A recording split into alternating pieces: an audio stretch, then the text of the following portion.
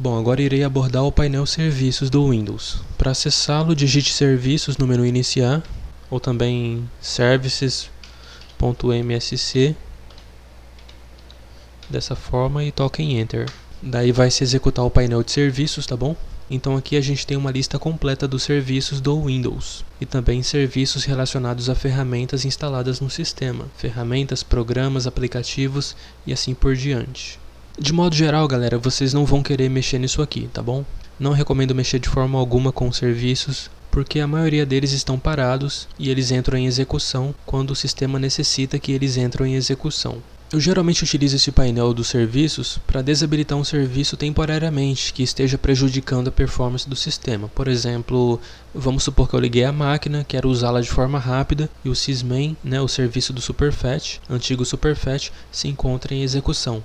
Se eu quiser pará-lo rapidamente, eu posso fazer isso pelo gerenciador de tarefas, dando um clique com o botão direito do mouse em cima do seu serviço e tocando em parar, ou eu venho aqui no painel serviços, dou 2 cliques e toco em parar e coloco o seu tipo de inicialização como desativado temporariamente e toco em aplicar, senão ele entra em execução novamente, apesar que quando você para o sysmain ele não torna a entrar em execução a não ser que você reinicie a máquina, mas enfim, só um exemplo. Um outro exemplo, o Windows Search, o Windows Update. Vamos supor que você ligou a máquina e o Windows começou a baixar um monte de atualização, começou a fazer verificações no Windows Update e você não deseja fazer isso naquele momento. Então você pode vir aqui e parar o serviço. Primeiro coloca o tipo de inicialização como desativado, toque em aplicar e pare o serviço, porque dependendo do serviço, o Windows executa ele novamente, então logo você pará-lo. E assim você pode ir fazendo com outros serviços que você vê que está consumindo muitos recursos do sistema. De resto, não recomendo mexer em nada aqui, tá bom?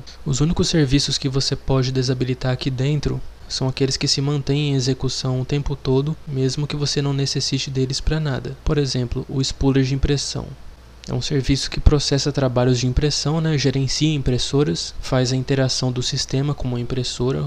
Só que mesmo que você não tenha uma impressora instalada, geralmente ele fica em execução o tempo todo. E você pode pará-lo se quiser e colocar o seu tipo de inicialização como desativado, caso você não utilize impressora no computador. Eu estou sem impressora, então eu posso desativar esse serviço.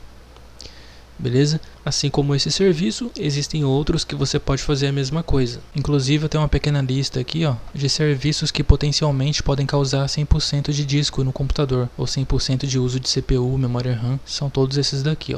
O host do serviço do sysmain, o Windows Update, o Asthmatic, serviço de log de evento do Windows, Anti-Malware Service Executable, que é do Windows Defender, o WSAPPX, o host de serviço de criptografia, o Microsoft Edge Installer e o serviço de relatórios de erros do Windows. Alguns deles aqui você pode desabilitar permanentemente, outros só aconselho a desabilitar temporariamente, ou pará-los quando eles causarem um alto uso de disco, CPU, memória RAM. Daí você abre o gerenciador de tarefas e para eles na hora. Eu vou passar uma lista deles lá na descrição do vídeo, tá bom? Eu vou criar uma página com vários links e lá eu vou deixar um link para esse arquivo de texto aqui, contendo todos os serviços que você pode permanentemente desabilitar. Por exemplo, serviço de relatórios de erros do Windows, o sysmain, spooler de impressão que eu acabei de abordar e assim por diante. Não é obrigatório, tá bom? Faça isso se você somente achar necessário, porque se você observar, boa parte desses serviços estão desativados.